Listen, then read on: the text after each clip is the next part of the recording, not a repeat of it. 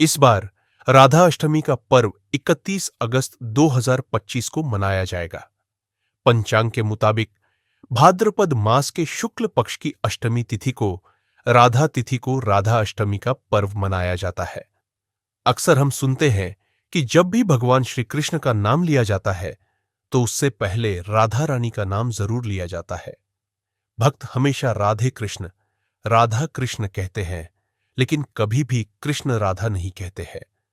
पौराणिक कथा के अनुसार इसके पीछे गहरी आध्यात्मिक मान्यता और अद्भुत रहस्य छिपा हुआ है। पौराणिक मान्यताओं के अनुसार राधा का नाम जपने से भगवान कृष्ण प्रसन्न होते हैं और मां लक्ष्मी की असीम कृपा बरसती है। राधा कृष्ण का प्रेम कोई साधारण प्रेम नहीं है, बल्कि परमार्थ की वह अविरल धारा है जो युगों युगों से भक्तों के हृदय में चलती आ रही है। यही कारण है कि सदियों से श्री कृष्ण का नाम राधा साथ लिया जाता है। शास्त्रों में राधा रानी को श्री कृष्ण की शाश्वत शक्ति स्वरूपा और प्राणों की अधिष्ठात्री देवी बताया गया है। मान्यता है कि बिना राधा रानी के श्री कृष्ण की पूजा अधूरी है।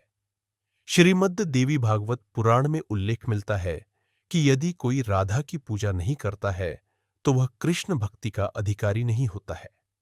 माना जाता है कि जो भक्त राधा का नाम लेता है, भगवान श्री कृष्ण उसकी पुकार सुनते हैं और जीवन के सभी कष्ट दूर कर देते हैं। पुराणों में वर्णन है कि स्वयं भगवान कृष्ण ने कहा था, राधा मेरी आत्मा है, मैं राधा में और राधा मुझ में वास करती है। भगवान कृष्ण को भले ही अपना नाम बार बार सुनना अच्छा न लगे, लेकिन जब कोई भक्त राधा राधा पुकारता है तो वे अति प्रसन्न हो जाते हैं।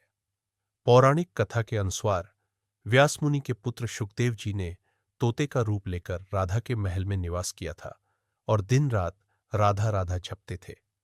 एक दिन राधा रानी ने उनसे कहा कि वे अब कृष्ण कृष्ण नाम जपा करें। ऐसे में धीरे धीरे नगर में हर कोई कृष्ण नाम जपने लगा था। यह देखकर श्री कृष्ण बहुत उदास हो गए थे। उन्होंने नारद जी से कहा कि उन्हें राधा नाम सुनकर ही आनंद मिलता है। कृष्ण को ऐसा बोलते सुनकर राधा की आंखें भर आई और उन्होंने शुकदेव जी से कहा कि अब से केवल राधा राधा ही जपा करे। तभी से यह परंपरा बनी कि कृष्ण से पहले राधा का नाम लिया जाता है। जय राधे जय राधे। चैनल को सब्सक्राइब करें और बेल आइकन दबाएं